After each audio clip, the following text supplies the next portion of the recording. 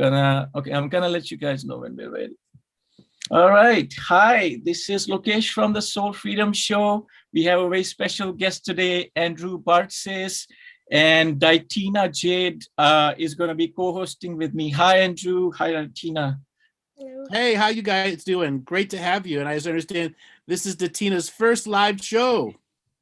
Yay. So everyone raise a drink and salute to her. There you go.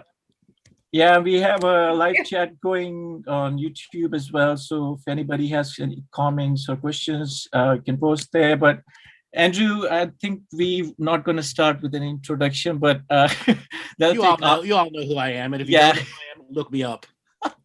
Exactly. And DiTina, you want to take it away? You had a couple of questions to start for Andrew. Wow, sure. Yeah, let's get started.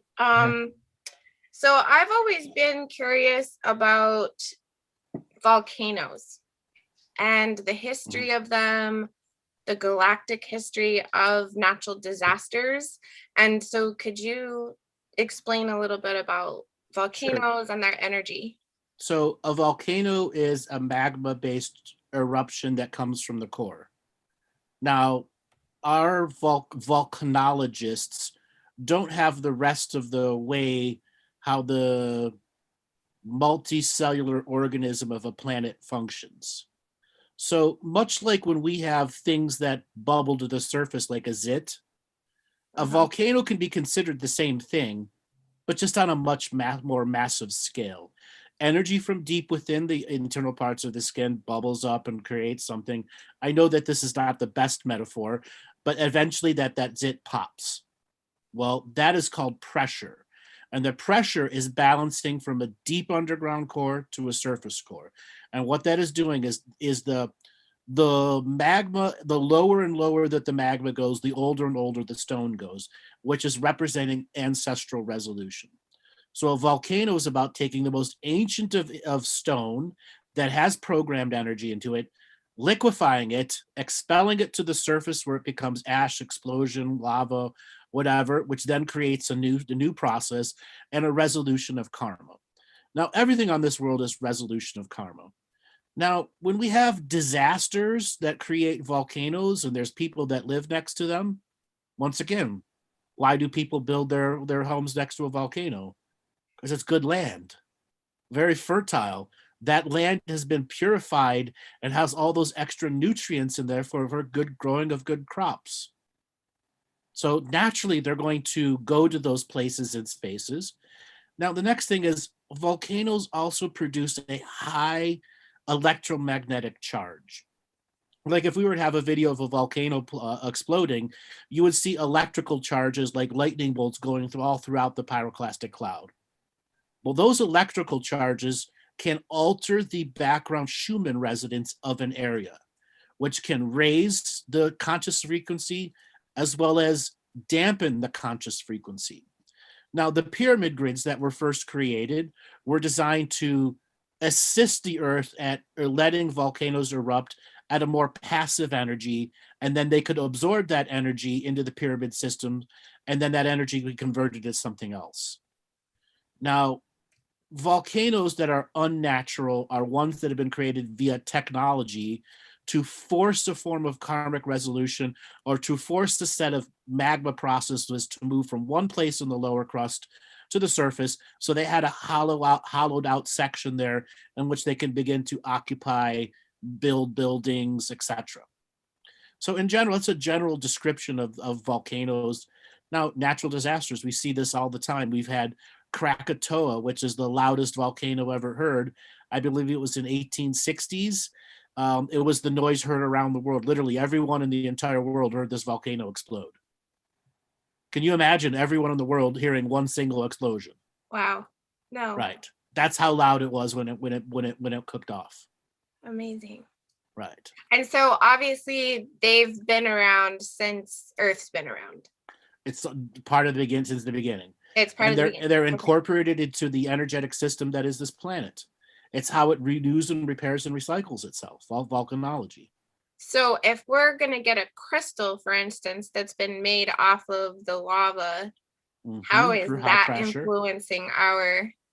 Well, it's the creationary process. The crystals need high pressure to be created, and most of the time lava ruins crystals, but it's the pressure that's built up to it that creates the crystals, then the explosion that shoots the crystals out and spreads it over the surface of the world, or creates what's called a crystalline tunnel that grows up and up as the pressure keeps forcing the crystals higher to the surface.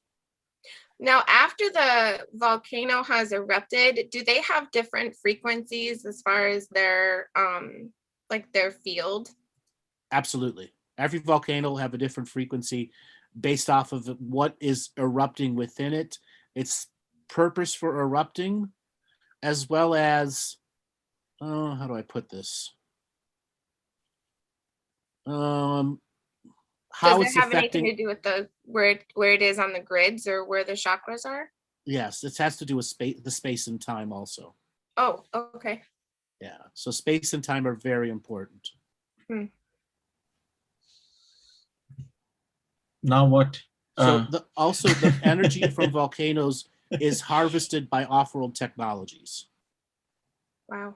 So they use it to charge up high levels of dimensional drives, charge specialized engines and systems also. So wherever there's a volcano, there's something harvesting energy from it. So it would be safe to say that they are kind of close into the womb chakras and things, or the or does that really? A lot of womb chakras are around the the volcano areas. You got to see the womb chakras as the equator, just above and just below. So it can go as north as Vancouver and as south as Peru. So it can go. You got to break the world down into above the equator, below the equator. So there are no womb chakras on the direct north and south pole, but they're spread throughout the arcs that are there. And now, do they communicate to each other? The volcanoes Communicate consciously? No. Okay. They are interreactive. Example, if you look at the Ring of Fire in the Pacific, if one goes off over here, there's a corresponding effect on another side. Okay. And so are all of the natural disasters that we're having currently, were they original? Like all of them? No. Tornadoes, hurricanes, things like that. No. So there are absolutely created natural disasters. Like the mud flood, that's a created disaster. A variety of the destructions described throughout ancient history, well, those were not natural, those were unnatural. Beings creating the destruction for the purpose of clearing off the surface DNA and starting the farm over. Now, there are times that shit happens, something, disaster happens. But for the most part, the surface controllers are quite aware if a volcano is going to erupt and take out the whole world, and they will use their technology to lessen its effects. Fascinating. Okay, thank you. You're welcome. It's 11:11 and we have 22 live users. So that reminds me, maybe we can talk about numbers. I was reading this meme or something said that numbers are so much more powerful than words. Like, can you talk, Andrew, a little bit about the importance of numbers, not just 11:11, but just in general? So are numbers more powerful than words? Well, it's based off of the observer. If you have a scientist who is going to use numbers for their creationary journey, then yes, those numbers mean more to the scientists than to the hippie on the side of the street that's smoking pot. Okay? So it's going to be based off of the observer. Okay. And then we must understand numbers and words have myth behind them. And we really have to understand the power of myth that helps us co-create with a greater ideology of why we write and why we use numbers. Okay? So can one be more powerful than another?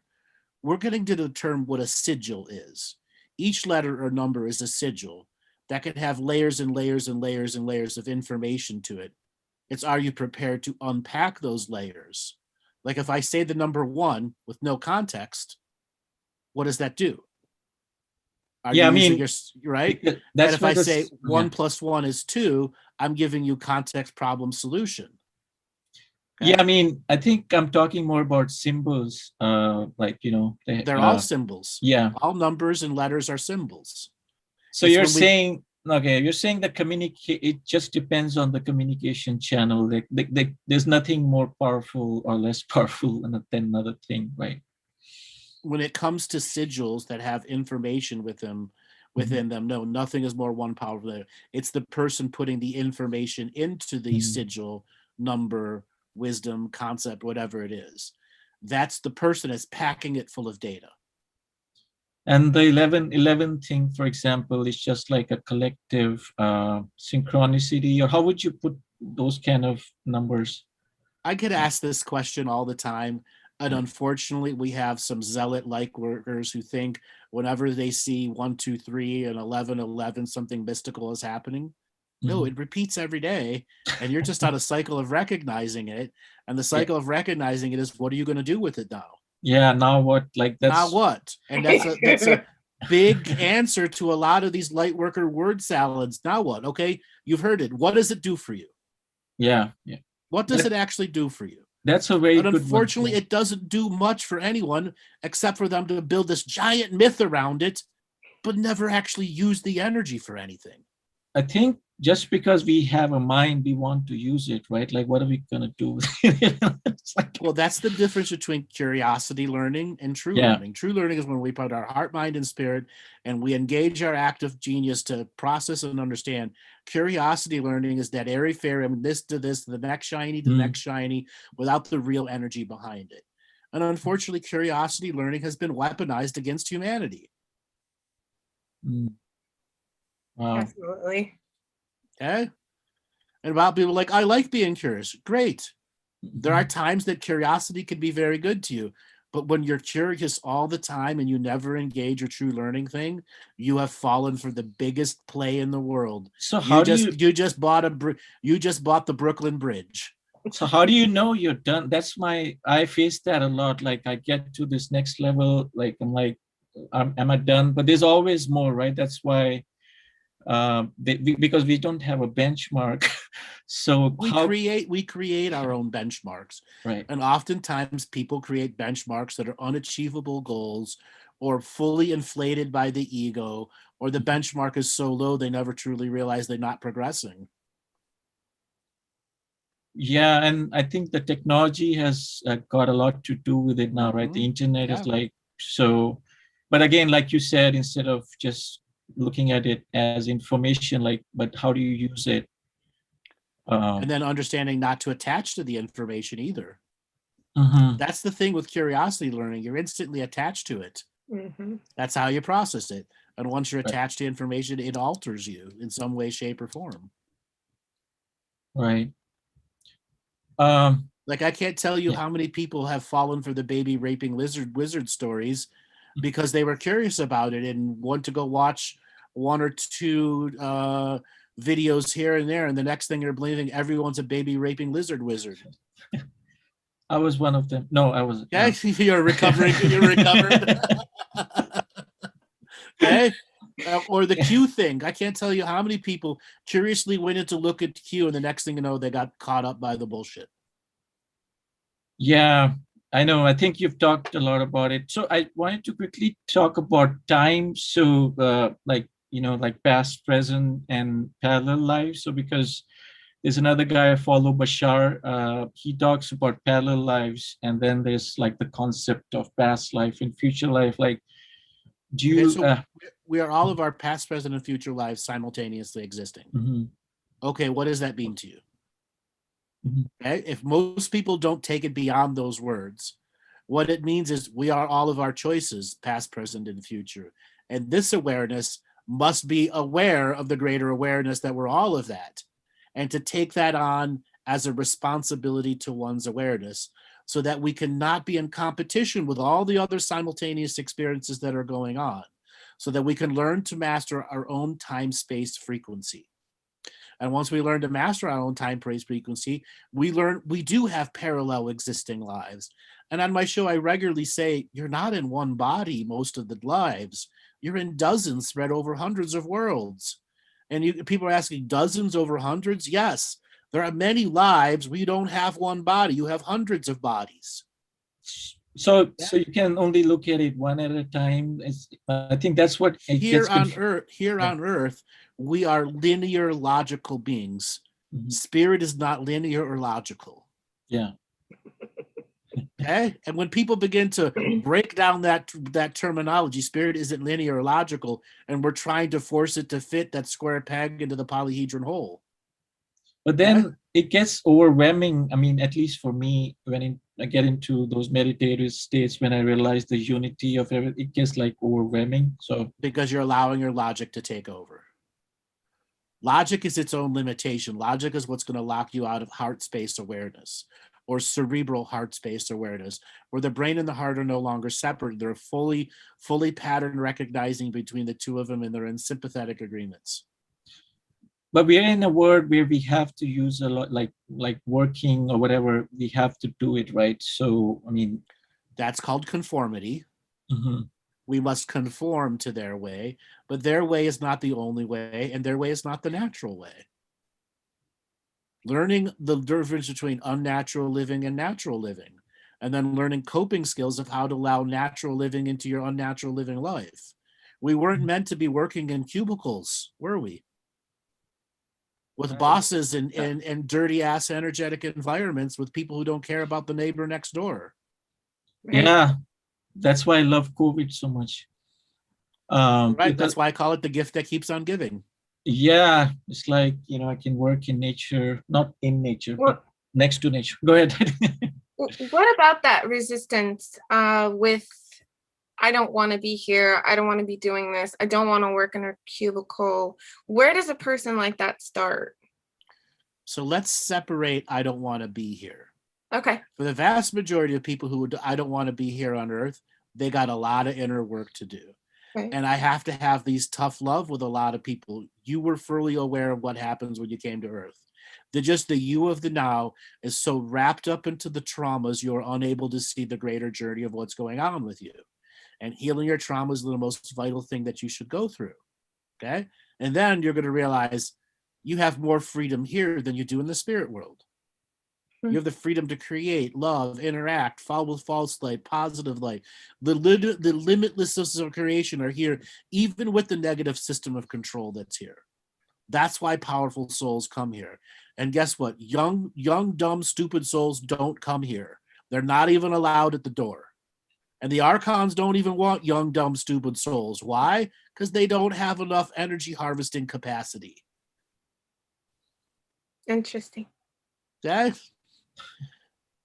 The best come here, and guess what? Some of the best don't know all of the ways the world can get fucked up. Because the main purpose of people coming to Earth is to learn source connection, source disconnection. Source connection, source disconnection. Everything can be broken down to source connection, disconnection, and learning the unlimited ways you can be disconnected and the unlimited ways you can be connected. That's why it's a source training school. Beautifully put. So the person that is in the cubicle right now, today, possibly even listening to this, they are source. Can you accept it in that moment? And can you do something with it? Can you go beyond now what? Which is creating a spiritual strategy that doesn't create limitations, but allows you to go through advancement. So you can do something with the power of now, then, and will be. So would you say it's more about bringing in instead of letting go? Letting go and bringing in are both equal aspects to accepting the greater you. There are some people that letting go is the first thing they got to do because of the way the traumas have been created with them. And there are other people who have become so serious that it's a different journey for them. You hear me on my comedy show all the time where I tell people they got to stick so far up their ass it's coming out their mouth. Yeah. And unfortunately, that's true for a lot of people. They literally don't know how to have fun anymore. because they're running the adrenal glands all the time, anxious all the time, in a form of high anxiety and stress all the time. And they won't allow the laughter and innocence in. Mm, So for them, allowing and surrendering is very hard. yeah. And it's also scary because I've been going through some of my own healing process, some of it with DiTina actually. And it's like it gets scary in the sense that it like overwhelming. Like if I discover something about me, like I don't want to look at it. So again, it's like catching up with that self, right? Mhm. And So I allowing that self to be a part of the healing conversation. Mhm. You know, that's vitally important. Instead of creating the third person perspective with inside yourself. You know, that's one of the things people, when people tell me stuff, they tell me, my spirit guides, they, who's they? And I break it down. Who is this? Is this internal, external? How old is it? And when you learn basic questioning techniques about yourself, you can understand the journey to self-discernment.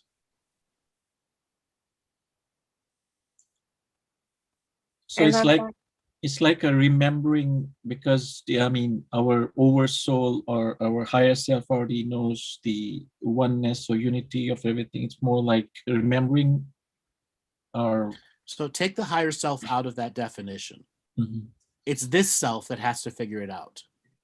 Mm, Okay. Unfortunately, a lot of light workers divert to the higher self. Unfortunately, that's shortcutting, and you're not allowed to shortcut here. Okay. You just can't pass the responsibility onto the higher self. mm. The responsibility solely lies on the I am apex of now, who is inside the body and who is the program. So it gets lonely. I'm, sorry that, I'm getting a little bit personal here, but it gets lonely in the sense that, like, if I have to do it all, also I was thinking about like selfishness versus self-love. Like, how do you differentiate? So first thing first, Yeah. inner work is the alone journey. Mhm. There are times where external people can help you hold yourself accountable to Mhm. do the work, but it's still you doing it inside yourself. Like there are times I have people do these processes and I break the energies down. I'm just keeping them focused on the journey. I try not to give them answers and try to let their own answers pop forward. And their own answers begin to make their own pattern recognitions with them. And every now and then I'll fill in a blank here or there to keep them on track, because they don't know how to keep themselves on track. Their brain's always going off on tangents to avoid the core issue. So talking helps. That's what I realized, because I think most people, like some of the people you're talking about, maybe they don't have anybody to talk to. I think the support is very important there. They Like, become so introverted that they don't know how to talk out their own feelings. and they've kind of given up even trying to find somebody to support Correct. them. And once you give up, what does that tell the universe?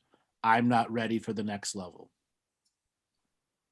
So it's Right. almost like a warrior, like a fighting spirit, like, keep going. At times it has to be the warrior, and other times it has to truly be the poet, the poet who knows it inside.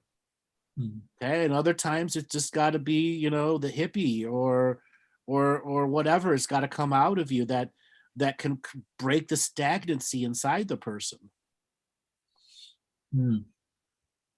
And plant medicine help. Just a side Plant note. medicine isn't for everyone. Yeah. Oh no. Yeah. And unfortunately, the industry has been grown very dirty over the years. Okay? Most people should never do plant medicine more than 4 or 5 times in their whole life. And yet there are people that, and I say this regularly, 4 or 5 times in their whole life. And there are people that are going on 50, 60, 100 ceremonies. Medicine was never meant to be your religion. Medicine was there to help you get over the pilgrimage and spiritual journeys so you can learn to access that medicine state without medicine ever in you. So are you including cannabis in that as well? Like, no, I'm talking when it comes to higher forms such as DMT, ayahuasca, all those other stuff in that line. Okay. Go ahead, DiTina, if you have anything.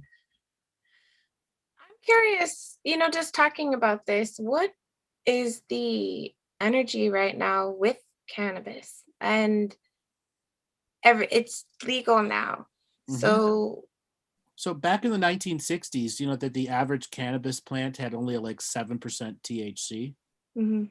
Think about that. 7%. And that was considered bomb-ass weed. Now you're Yeah. looking at cannabis as a bud with 34% into it, or a wax that has 80%. Yeah. All right, so what has that opened up to? First thing first, all of those cannabis plants that are producing that high THC have been genetically modified. Exactly. Absolutely, have been genetically modified by who? The drug cartels, for the most part. All But right. to make it more addictive, just like cigarettes. No. To raise the THC factor, which will have unforeseen consequences in the future, such as the addiction to the higher THC, or the different states of euphoria that can be highly destructive to people who are on depression medicine. Mm. Okay. Well, I know so many people that say I can't smoke weed, it makes you paranoid. If smoking weed makes you paranoid, you have a chemical deficiency inside your body. Something is majorly off on you. So it should naturally make you happy? No.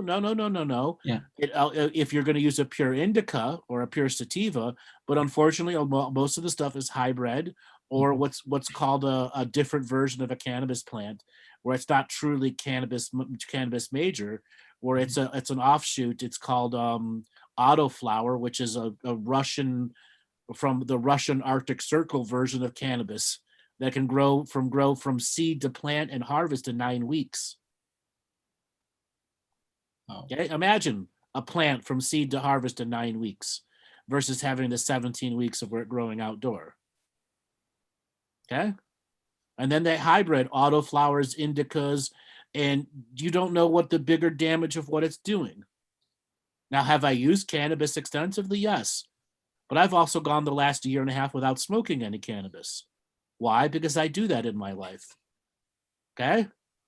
I don't need it.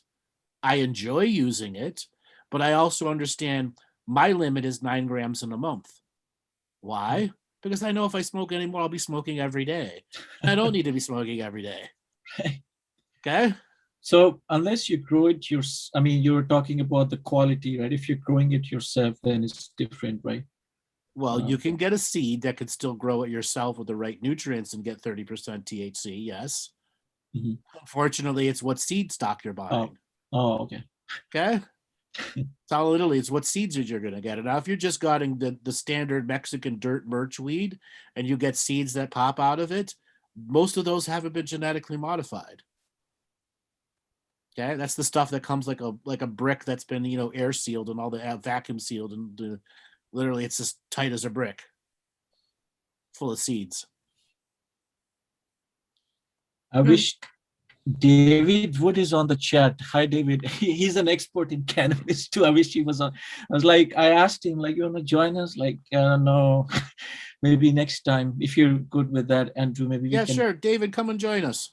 Yeah, I can send you a Zoom link. Stop being a chicken shit. Such a cool guy. We hung out he lives close by, and we were tripping balls basically. There was we were sitting on this rock, and 3 of us, and there's this guy walking by. We were smoking, and he's like, "How are you guys doing?" I'm like, "We're just tripping balls," and it's just walked by, and David was laughing for 20 minutes. When you have those 20-minute laughters, those are so pure healing. Right? Okay, and I know people that they're like, I'm not gonna laugh. Okay, well, they're fucking trying to take a shit with a look on their face. Hey, that reminds me, Andrew, you're always telling us what are our non-spiritual things that we do. What are some of yours? Mm-hmm. Besides smoking weed. No, I'm just kidding. Okay, I don't smoke weed anymore. I have RC airplanes and RC cars. So I regularly go out and do that. I go to comedy shows when it's open. I enjoy driving and listening to books on tape. So there are times that I'm just going to go drive 5 or 6 hours and listen to a book on tape. That's recreation for me. Is it a spiritual energy? At times it is. I try to think what else. Sometimes just to chit chat with friends. I haven't caught up with somebody in years. So the main thing is RC cars and airplanes. And then what's this new hobby you have with your camper? Oh, because of COVID, last year I missed 2 major vacations where I was supposed to go somewhere and be away for 2 weeks. And I know that the COVID restrictions really aren't going to be lifted until late 2023. I'm like, I'm getting a camper van. I'm going to get a camper and tow it on my truck. And I can do my job from anywhere in the world as long as I got an internet connection. So No. I'm hell bent on getting myself an 18 or 20-foot trailer that's the right dry weight and wet weight so that I can tow it and go anywhere. And then and if anybody else has got a camper van, we can meet up and have some fun time. Have you found the one you wanted yet? So right now, believe it or not, the stock level in all of the RV stores is low. Normally you'd walk onto a lot, they'd have 200-300 campers there. They have maybe 20. And most of those are already sold. So I've been having a hell of a time of finding one with the right floor plan that doesn't have double bunk beds. Like, it just needs to be me, a decent quality kitchen, a little section, extra space for an office, and one extra bed space. Because it's not like I'm going to be bringing people with me. Or a cat? Nah, I have a dog. I'm going to get a dog. Cats don't do well in campers. No. Dogs will do much better. Nice. Yeah. So about the 2023, so what I've know is most of the prophecies or predictions they don't work. So how do we know? I mean, I'm not saying you have to give us a guarantee or something, but I'm just saying, how do you, it's like a 1 year. How do I know? Because they never sold it in the first place. And if they lifted too early, they're going to look like morons. No, what I mean to say is, like, 1 year from now, it could change. Things could change, right? Do you think it is? That's what I'm saying. Do you think this vaccine is going to cure everything and suddenly the news is going to say no more fear of COVID, go back to normal? After they just took all this power from everyone? No. It could be later than 2023, or for, like they say, forever, because I don't mind. They're going to sure as hell try. If they can't sell it to you in 3 years, what are they going to do? They have to figure out how to let it go. Okay? So, I mean, so the predictions in general I was talking about, like, I think you've talked about 2013, 12, 14, all those predictions, and then 2020, all that. So I was just asking in general, like, you can't really trust anybody's predictions, right? I don't give predictions. I give my guesstimation of what's going to happen. Okay. I try to tell people anyone can figure out what's going to happen. You don't need to be a psychic to do it. Okay? What I want people to understand is the news is very predictable. COVID is very predictable. Mm-hmm. It's a matter, are you blabbering out the side of your ass and just letting every little thought flow out? That is, you're going to attach to the one sentence and the one line that you said 27 weeks ago, which validates your prediction? No. Okay? I state this. COVID will be here well into 2023. Why? Because they have to let it flow. They can't just give the power back. They've got the power. They've got to hold on to it as long as they can. And if they can't sell it to the people, they have to figure out how to let it go and make us afraid about something else. Okay? That's why they're trying to bring Iran back as a war and all these other things that can keep us in a fear state. Okay? What's going on during COVID? They're harvesting the shit out of people. Fear, just mostly fear, right? Mostly fear. Mm-hmm. Okay? I could tell you how many families have been destroyed by the mask mandates. Yeah. That kind of brings up the question we talked about earlier before the show. If you could share, if you just magically woke up tomorrow and you were in the Oval Office and you were the president, what would you do? Well, the first thing I'd do is I'd look around my office and pinch my arm and go, I'm the goddamn president. First thing I'm going to do is tell my secretary to get a hold of Metallica, okay, and Dave Chappelle, and I'm going to go on tour with them. That's the first thing I'm going to go do. because I believe it'll be the musicians and comedians that can create great change here, and getting them on not the side of politics, but the side of the right thing, and then attack corruption, the nature of corruption itself. I would direct my FBI, CIA to go after the low-level corruptions and go for the low-hanging fruit. So we begin to see that corruption is pervasive, and then I'd wait for somebody to try to assassinate me, because that's what will happen. I'd wear bulletproof vests and empower the people around me to go after an anti-corruption journey. And if I survive 2 weeks of that, assuming they don't try to smear campaign you or Trumpize me and suddenly make me the evilest president in the world, I will go on every news channel and call them out for what they are. Not fake news, purchased news. Wow. Okay? And everyone will have access to the revocations. I would rock the boat without taking on water. That's the goal. Amazing. Okay. And once the boat gets rocked enough, there's going to be some people who jump off the boat. Great. We're shedding off some of the dead weight. Okay. I would use the bully pulpit to my greatest advantage, like no other president has ever done before. And it's not even about spirituality. It's attacking the idiocracy of our own system. Okay. Inside out. That's right. Inside out, upside down. That's right. So let's go shake it up. Something else I would do is I would direct the military to operate completely different. Okay. I would give the military specific instructions long term, so that it would have to do a top to bottom assessment of its actual physical ordinance in place, so that the military industrial complex, which is charging us $900 for a toilet seat, can't do it anymore. So that the waste within inside the contracting system that makes the budget go overboard way like that is fixed, and then make the majority of the black projects become gray projects. Okay. And I would try to unclassify as much as the material as I could that didn't get me killed. Just like 20 billion pages dump. All right, here we go. And if you had a time machine, where would you travel? I have a time machine. It's me. I travel all the time. I forgot who I'm interviewing. I just forgot who I'm interviewing for a second. I was like, yeah, DiTina, I'll let you finish with your train of thought. Well, now I'm thinking of magic carpets. I'm just imagining Andrew up going like this. I'll take my magic carpet ride. Exactly. It's time for that.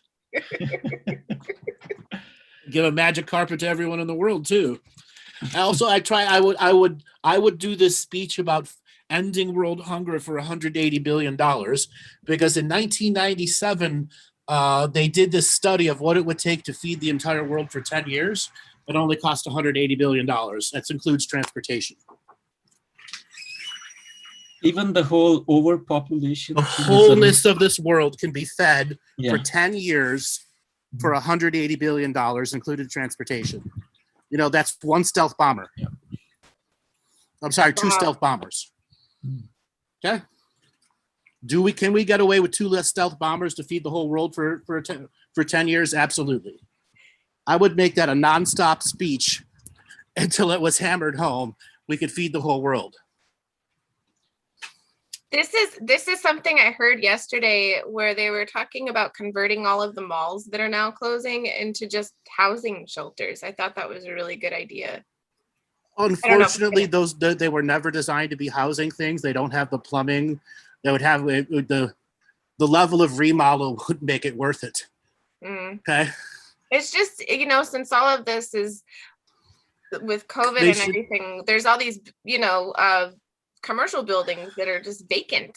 Sure. And they'll make more money tearing them down and scrapping them than they will turning them into something else. Now, what can be done is community gardens. Yeah. Okay? Community gardens, they have enough water, pumping water. It's a matter of, you can't turn them into homes and apartments, because every home and apartment needs at least 2 bathrooms. Okay, a sink, that's all that extra plumbing that has to be installed. True. Yeah. Okay? That's what makes it cost ineffective. Hmm. But community gardens that actually produce stuff, let's just water in and out. They already have that there. Okay. Yeah. What other things? Community rec centers. But once again, the people that own those malls will never sell it to those people. Will never do that. Never ever do that. Well, then now what? For those people, well, humanity itself has to innovate its way out of this. Okay, it has to learn innovation and marketing, real marketing skills. Okay, why are so many light workers afraid of marketing themselves? I know I've asked you that question in a private session, DiTina. Why are they? Guys, you got to put yourself on the line. Exactly. Okay. Yeah. So you got to stop being the light worker and realize you got to be a creator or a creatrix. Yeah. So It's like it feels like it's just stuck. It's like as you're talking, like what is that stuck energy and how is it going to shift and change, you know? It's hesitation. It's like the term, you don't know when to shit or get off the pot. You can sit on the pot long enough where your hemorrhoids are going to start to hang into the water. Okay? I know I used a visceral term because there are a lot of people that are like that. They don't know whether to shit or get off the pot, and they're stuck in that hesitation mode. Isn't it because of the phones? You just look at the phone, you forget you're shitting. It used to be the Wall Street Journal or the encyclopedia or whatever book was left next to the toilet. Now it's the phone, yeah. Okay, now it's the phone or the iPad or the computer. Can't tell you how many people take their computers to their morning crap. Ugh. They gotta watch TikTok videos while they're shitting. Well, what I'm talking about is like this recognition that the guys that own these commercial malls are not going to do anything to let this They're go. They're old cranky fucks that only see investing one way. Okay, And so they're how do pure we deal capitalists. with them? You Or don't. do we not? You don't. You don't Just deal with ignore them. them. No, you don't make deals with them. You find the capitalists, the capital investors that want to do something different. There are plenty of new age capital investors out there. Stop dealing with the old guard that doesn't want change. That's always been the problem from each generation is who's got the money? The old people. Why? Because they're old and they've been saving forever. And many of them become ruthless pricks. Yeah, I think the money is the biggest thing. That reminds me, the cryptocurrency. I know we talked about it last time as well, but sorry, DiTina, I'm changing the topic a bit. Go? Yeah, I'm just going with it because we have about 45 more minutes. But okay, so a lot of people are now saying like the bank, the dollar, everything's going to go down. Crypto is going to, I mean, do you see anything, that thing going anywhere? No, they're going to continue to manipulate the markets like they've always continued to manipulate the markets. This time last year, do you remember what was going on in the stocks? It dropped 1,500 points. Yeah. And gained 1,500 points. Dropped 2,000 and gained 2,000. We're going to see that again. Drop, gain, drop, gain. But is it ever going to go below 20? Probably not. Last year, I was saying that it should be at 13. Okay. And I was hoping that the actual valuation of the stock market would return to 13 because the market has been so oversold. People think the market is the economy. No, the market has never been the economy, nor is it a way that can you check the economy through the market. The market is a casino and nothing more than a Las Vegas casino. Yeah. But we're part of it. We're part of the system, right? So it's kind of hard to get out of it, right? I mean, sure, because they don't allow anything else other than the SWIFT system. Yeah. It's in the laws. And until the laws are changed, that's what we're stuck with. David has a question for you. He didn't come on. He said next time. Hey, question. Oh, wait. Could you please explain to the people right here and now how COVID is a karmic debt vehicle and actually has a consciousness? Okay, I've said this since last year that the scientific society knows absolutely nothing about this virus. It's so foreign and new to them, they're guessing at best. Now, karmic debt retribution virus, what does that mean? That means anybody that has unresolved time travel karma or any other karma related to the greater destructions that have gone on, and it's stuck in your lineage, you're going to end up attracting this virus to you. You may get sick, you may not sick. You may die, you may live. But it will ultimately connect to you so that it can find everyone else that's related to this karmic debt vehicle. Now, the consciousness of it, well, it travels through time. It's not just here in 2020 and 2021. It's in 1850 and it's in 2850. It's in 1300 and on Andromeda right now. Okay? And to the point where there are quarantine systems in other worlds not allowing humans there because they're afraid that the karmic debt vehicle virus will jump to these other societies, which they've been seeing happening now. Which is another indication that the Great Awakening is fully moving. Source has said, here, deal with this. Okay? Yeah. You wanted to create a virus that was going to kill everyone? I created it for you. Here you go. Deal with it. So how do you kind of differentiate between like anxiety and what they call ascension symptoms? Like, you know, like. So that's light worker word salad, ascension symptoms. Okay. Ascension systems, you got an itchy ass. Okay. Ascension symptoms can be fucking anything. And I see so many social media posts. I suddenly felt this weird energy. I must be going through ascension systems. I've got a stuffy nose. Okay, you got the flu. Okay. Oh, I feel heavy energy all the time. You're depressed. Get out of those light worker salads, especially when this ascension symptoms bullshit. And I'm going to be brutal. It's bullshit. Okay. So it's anxiety. 99% of the time, it's your own undealt with garbage.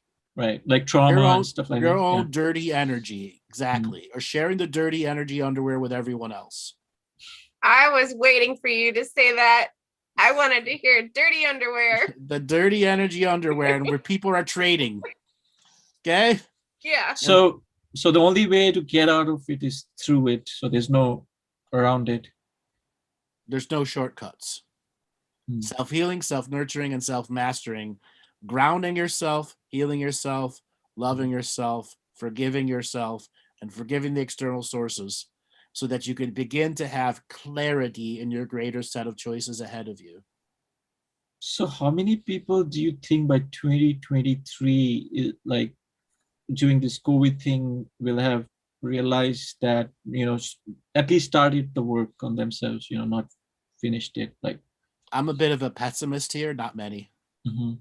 Unfortunately, as we all know, the inner work isn't easy. So when it comes to percentage, there'll be many that start, but are too chicken to finish or too chicken to go what they avoid the most in their life. You know, really going, yeah, or they're fake it to makers. Okay. Yeah, that's why I was saying sometimes it's hard to differentiate between like whether it's fake or real. At least for me, like if I'm getting an intuition or I'm realizing some truth about myself, I kind of doubt, like, is it true or it's just like thinking. Well, that doubt is something that's inside you that you've been watering the seeds of doubt for a long time. When you have that authentic intuition and you doubt it away, what are you doing to the healing? You're taking a crap on it, going, no, it didn't work. So that's where you need support, right? To somebody to kind of go back and forth with, or I mean, kind of support. That helps, but it's still going to be you that doesn't, you know, take a dump on your next healing and traumatize it away from yourself again. And I see this in my private sessions all the time. They have a full on, you know, crying healing session, and 3 weeks later they beat themselves back into the same position. Through self-flagellation. I'm not worthy, because they chose not to break the programs in the moment. Yeah. Okay, so why am I pessimistic? I've seen humanity at its worst, and right now we're at the peak of worstness. And for the best to come out, the pendulum has to fully swing to the other side, and that means walking away from the dirty energy and stepping into self-mastery with such a great authority that your journey isn't going to be hindered when the pendulum swings to the other side. When it swings to the other side, you go, no, pendulum, I'm getting off this track of being a pendulum. I don't need to be the pendulum between light and dark. I can have a neutral state and continue moving my life forward. I can have fun every day because it's choice. Even in the cubicle job.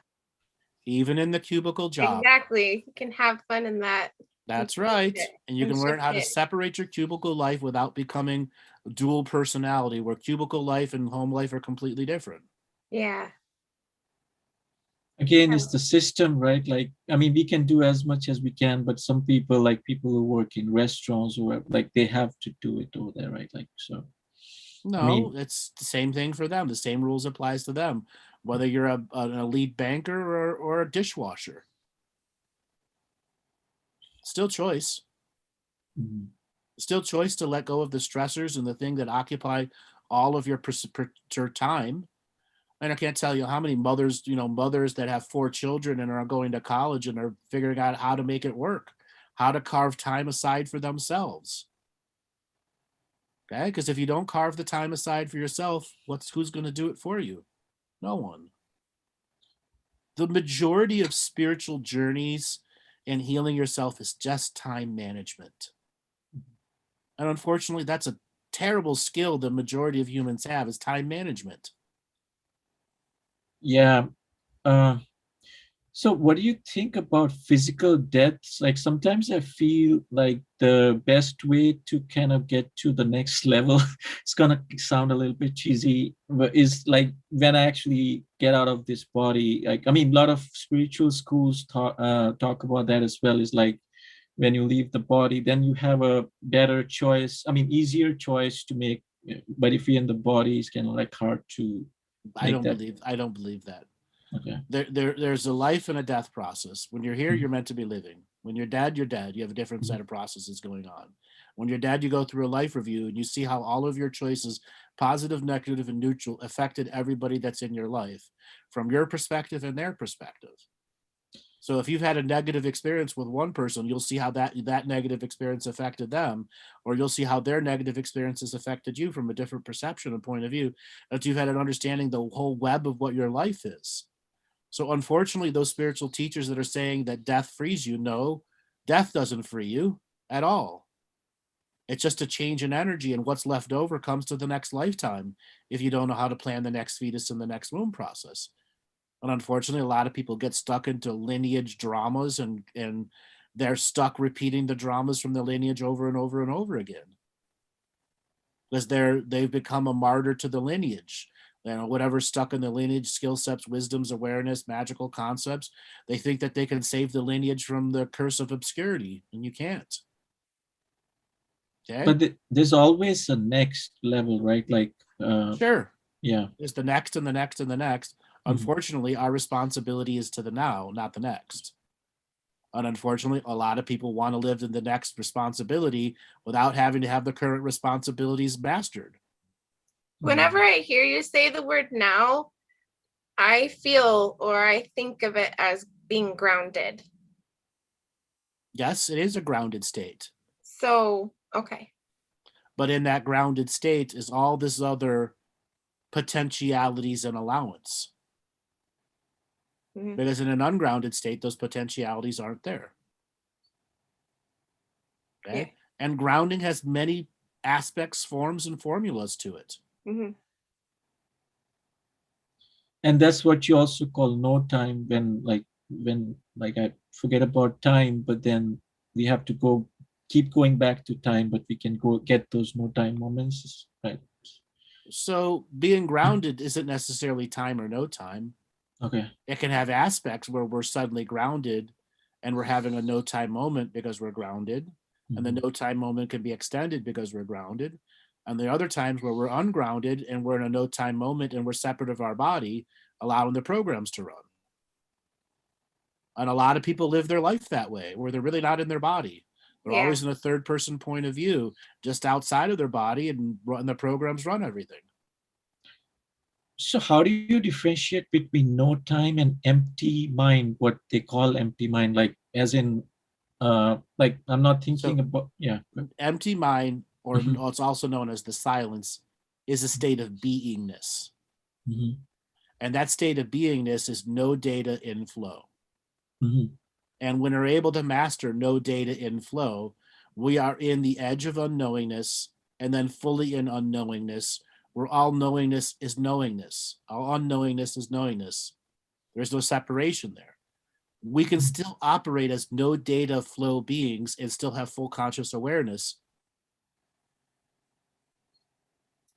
That's why mastering the silence and mastering that no mind state is a vital part of a spiritual journey for people. It's learning how to shut off the chatter that's inside the mind that's telling you you need socks because you've got holy socks. You got next time you're out of the store, you need to buy socks, or you don't have any beans left in the Yeah. refrigerator, or you haven't done this, this, or this on an endless list of stuff to overwhelm you and keep you in the mind chatter state. I I think, remember wait, I remember reading when I was younger, Andrew, about turning off that mind chatter, and it was like you just said. So like if you're in the bathroom and you're even saying to yourself, oh, I need to get soap and put it on my hand, you know, every single thought that comes into your head, you just You have to learn to you turn it eliminate off. it without suppressing it. Right. Mm. Yeah. Because There. if you suppress it, it's just at a lower volume. Yeah. Okay. So mastering the mental state of beingness, which is no data in flow, stops the conversation from even starting in the program. Mm-hmm. Okay. You go at the source of the record play button. Yeah. Okay. And then after a while, you can learn to erase all of these pre-recorded messages to distract you. Like a lot of people, when they break up, they have, oh, woe is me, this, all these things that come up that distract them from going into that no mind state. Mm-hmm. Okay. And to enter that no mind state when one is in a breakup situation is one of the greatest healing things you can do to get over that relationship, because you got to get to the core of why it's overwhelming your thoughts all the time. Yeah. And you do this out of love. Just an expression of love can eliminate it without suppressing it. I love myself enough to not allow this mind chatter to take over the next 10 minutes. I have the strength in my own love for myself for the next 10 minutes that my mind is silent and the data isn't flowing. And then you allow it to happen. I think 10 minutes is important, because sometimes what I get into is like, oh, I want to like be like this forever, but then I'm like, no, I can't. You know, like that feeling like, no, The I thing can't. is, most people, as soon as they experience the no mind state, at max it's 2.5 minutes for the beginners. And even if you're a super well practitioner, 6 minutes is your pushing it. Yeah. And highest level yogi masters are about 12 minutes. Okay. I mean, part That of tells the, you yeah. something about the no mind silent state, of how difficult it is to manage our internal radio chatter. So isn't it also because we live in a society or universe where we have to kind of use our mind to whatever, make money, whatever? We have been entrained like Pavlov's dogs to do it that way. Mhm. That isn't a natural state of living. So now what, I think that's what I also keep thinking, like now that we know this, like it's like people talk about growing your own food, like those kind of things, right? Great. All of those are wonderful things. Yeah. Everybody should have a house plant. I Mhm. personally think everybody should have a pet also, in Mhm. which they have to learn and relearn taking care and love. Because oftentimes people stop loving themselves, but they'll love their pet. Okay. Yeah. Okay. It's on that journey. Everyone should have houseplant. Everybody should have a pet. Okay. You create, your own food. There's these little things out there called arrow gardens, and they're basically little hydroponic things with a little light inside you can buy for like $35. You can grow greens, you can grow all sorts of things. It's really only going to be a few meals each month that you're going to get out of it, or side dishes each month, but at least it gets you on the path. Mhm. And there are ways that you can convert those rain barrels where you can have huge amounts of food coming out of them. It's a matter, are you going to take the time and become passionate about it? So is going off the grid is the only way, or is that just No. I talk about mastering the concrete jungle all the time. Okay. Asking the shamans to come out of the mountains and open up and have businesses that says open for business in the concrete jungle. Because they're a good 2/3 of society lives in the cities, and they can't just walk into the nature because it's so foreign to them, and it scares the shit out of them. They can't sleep with the crickets or the flies or the bugs. Okay, they need the sounds of ambulance in the backgrounds to go to sleep, or the endless chitter chatter on the road. I have a side question now that brought up for me is, what is happening when a person is listening to music and trying to study? Or drink and drive. No, sorry.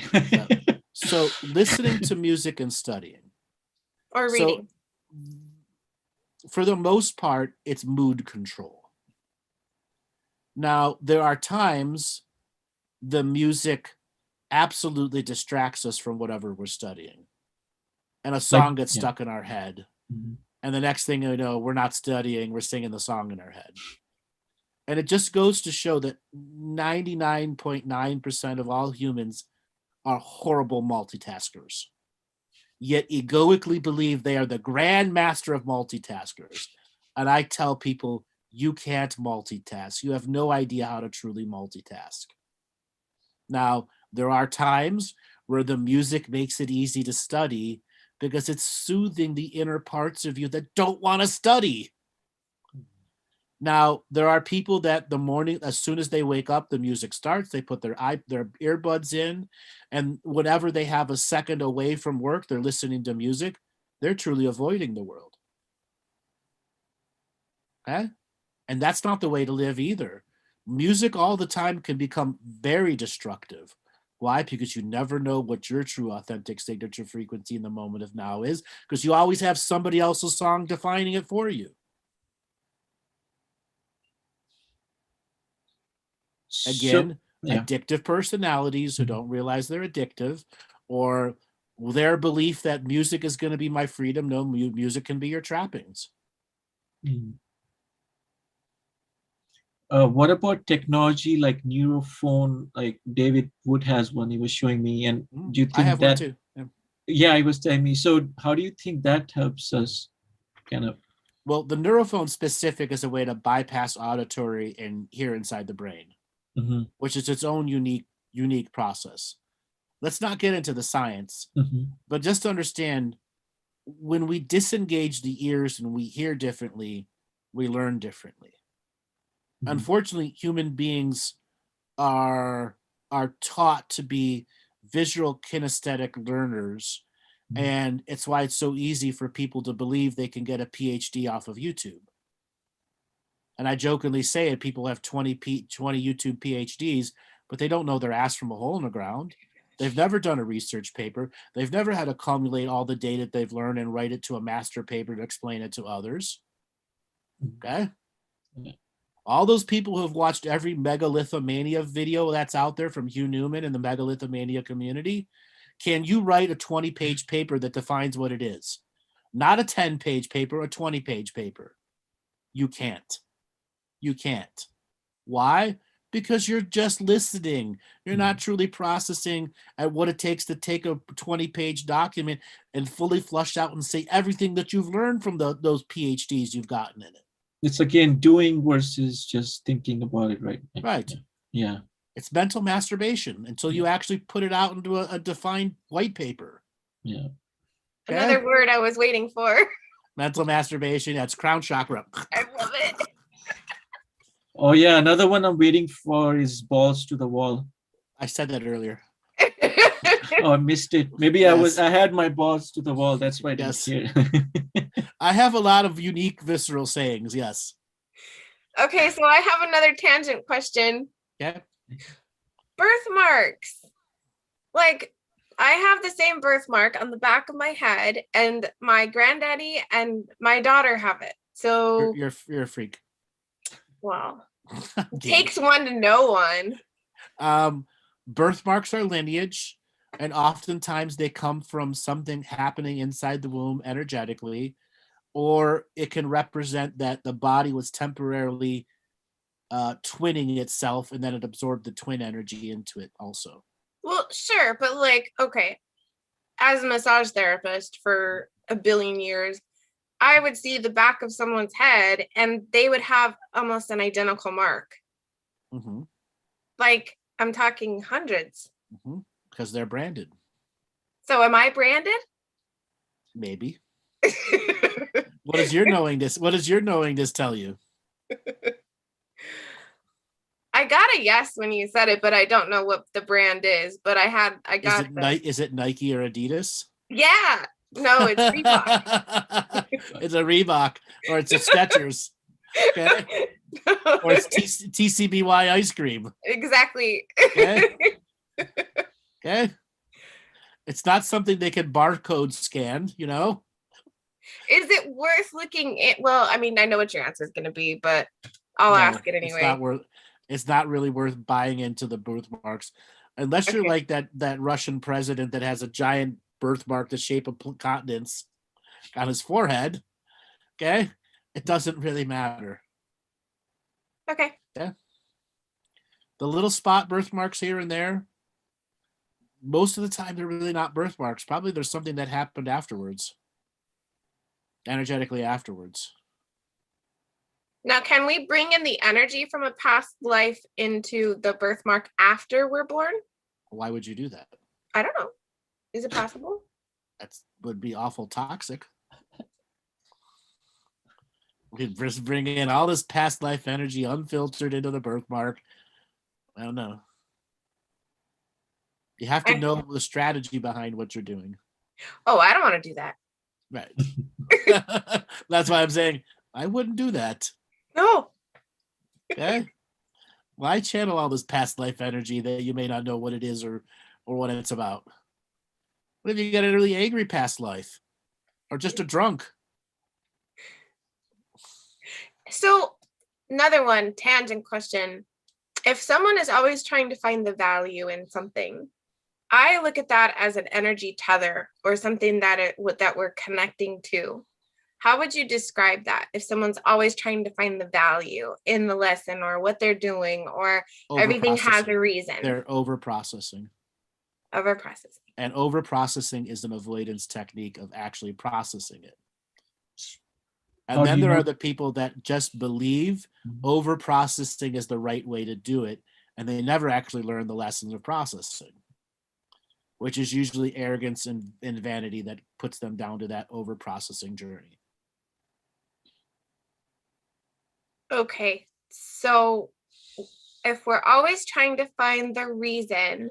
Why do you always have to find the reason? Can't you just let yourself slowly process it instead of no. Temper tantrum, no. So that is the temper tantrum is the same as when you're talking about instant gratification. Correct. Okay. Mm-hmm. Just not everyone has the temper tantrum the moment that we're not instantly gratified. Sometimes it takes several moments or hours for that temper tantrum to build up because we're not gratified. So if we're connected to the feeling of there's a benefit in this. Why does there have to be a benefit in what we're doing? Exactly. So then it turns into a question. No, you turned it into a question. It does not even need to be a question at that point. You have to let it go. The over-processing changes the relevancy of the answers, which is taking you out of the neutral flow of data state and put you into a polarized data state where your brain is creating it and not the information and source. You literally just went backwards. Mm-hmm. Yeah. Okay. I get it. You get why? Well, because it had to step out of that program. Right. And a lot of people get stuck in that program because they were taught over-processing was the right way. That's where the overthinking is the right way. Right. Exactly. Overthinking's the right way. Memorization and overthink. Yes. It was beat into them by their parents, metaphorically. Stop being so dumb. Use your brain. Why can't you use your heart? And let your heart's answer be enough. Let your heart's answer be enough. There we go. We just got a t-shirt. There you go. Pow! Pow! That was my homework this whole year. Pow! Oh yeah, DiTina, you've been doing some prayers. Maybe that could be another topic for prayers. Do you want to talk about that a little bit? Sure. I mean, DiTina, yeah, the prayers. Yeah, so, you know, within the energy of the word prayer, I feel like there was some toxic residue whenever you mention that word. And so was that toxic residue in you or in the word? It's in the word. Kind of like when you use the word God or something, So, you know. That's awful Christian of you. Call me what you want. Okay, it's awful Christian of you. Shame, blame, and guilt in the word. No, I feel the energy of the word or of the term. So it's like I wanted to bring some pureness into the word prayer. And so one of the reasons people have go ahead. So I've been working on this side project of prayers and calling them prayers and not calling them meditations, not calling them just whatever. I'm calling them actual prayers. Yeah. Good job. Because I love prayer. Okay. Rediscovering the joy of prayer is vital for humanity. Yeah. Now, prayer can be contribution, prayer can be service to the self.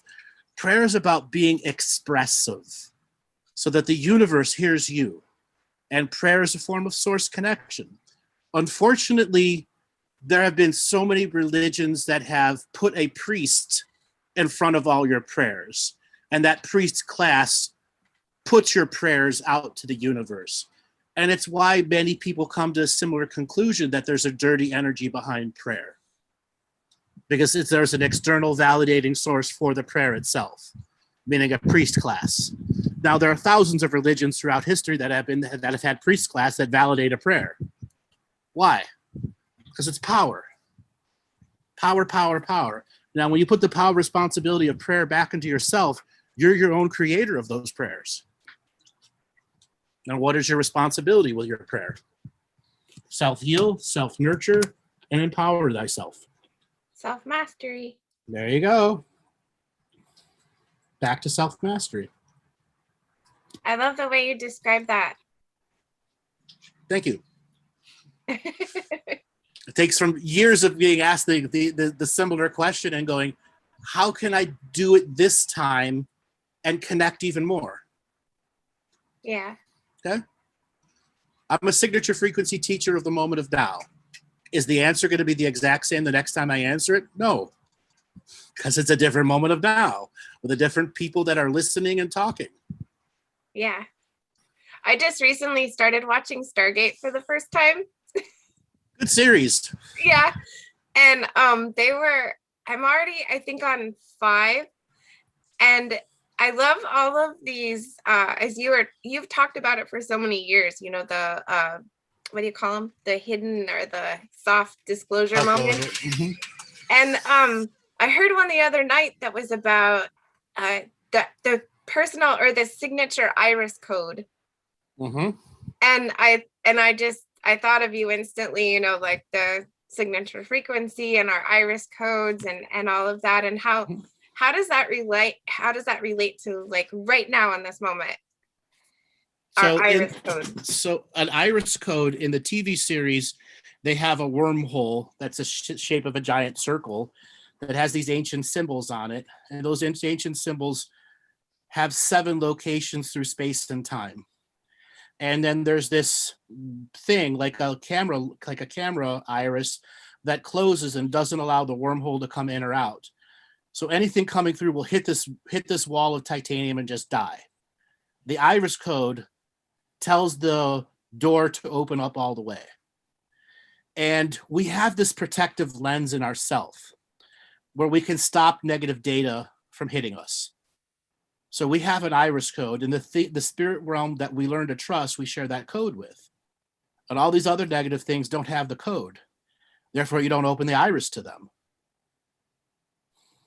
And that's why curiosity learning opens us up to those negative frequencies at times, because we're giving them the iris code.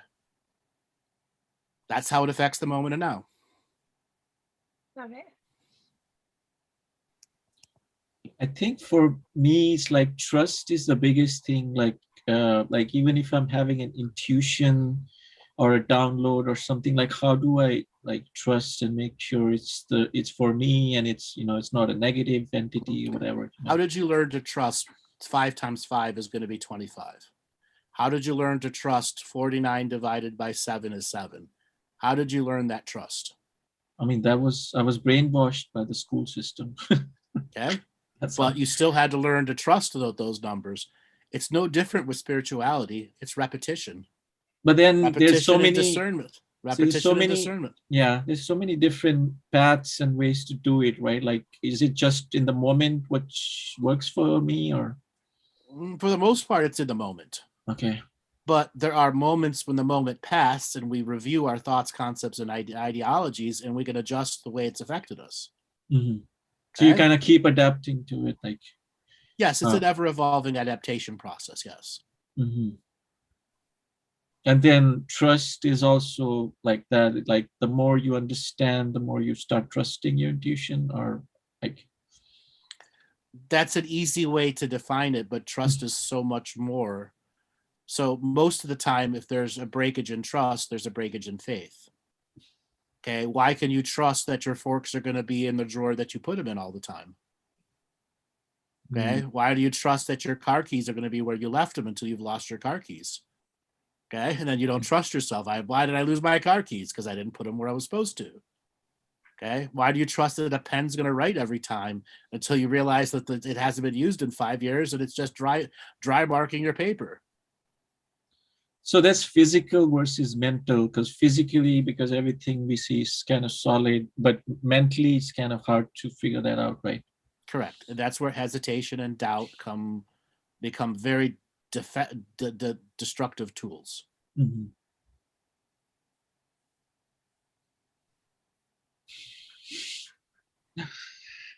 We have about 10 minutes. So is there anything, Andrew, you want to talk about, or DiTina, you want to ask Andrew?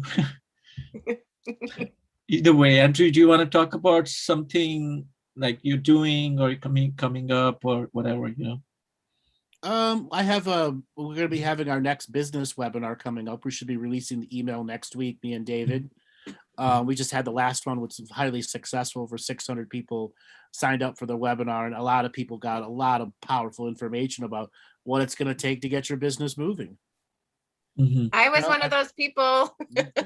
I really loved it, and I loved the even the choreography meeting or videos that you guys put together. I loved that a lot. So yeah, we did a bunch more. Do that. Come on board. It's nice. Yeah, we did a bunch more of those videos. I'll have a book coming out. I should be done with my third draft or final copy in the beginning of April, and sometimes probably in the beginning of May, I'll have a full featured book to come out.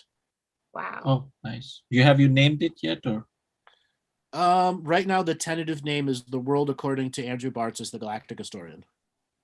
Cool. As simple as that, and it's so packed full of data. Like for the people that have read the second draft so far, it's a bit reality shattering because it's everything. It's just about everything that I've talked about in 9 years combined into like 280 novel sized pages, like 6x9 novel. You're gonna do an audio book in your voice, or? I will do an audio book too, but I'm going to do a physical paperback and hardback release first, and then I'll do an audio book. Yeah, I don't know what it's about books. I used to read a lot of books. Maybe it's like we're so much on computers and phones, like I don't even feel like reading books anymore. I'm 50-50.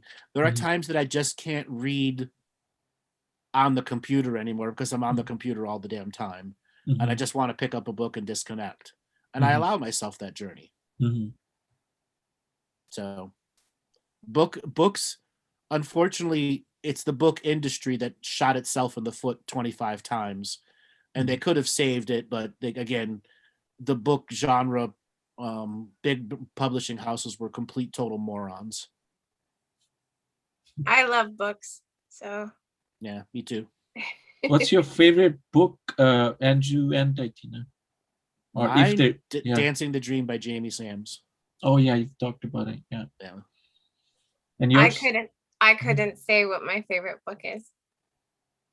There's so many of them. It's like music.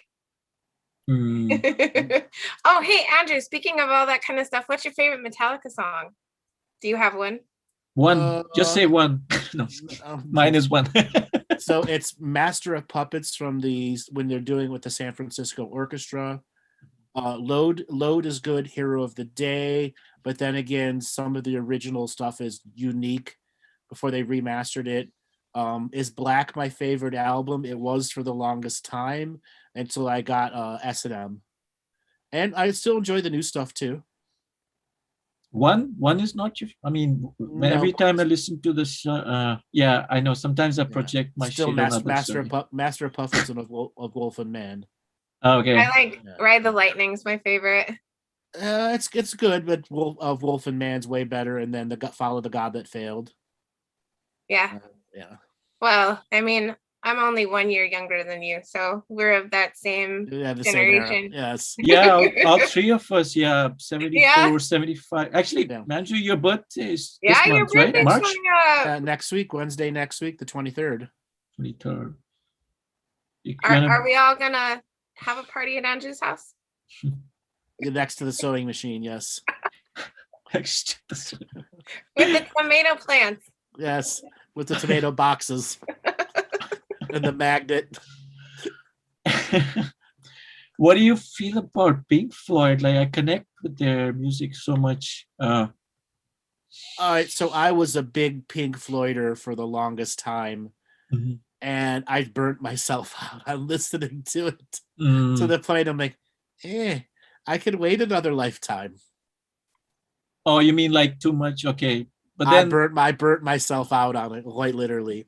But that must be years back, because now for me, what's happening is it's coming back. I'm listening to like Pantera, Metallic, like, and I'm like, it's been so long, it's almost fresh for me now.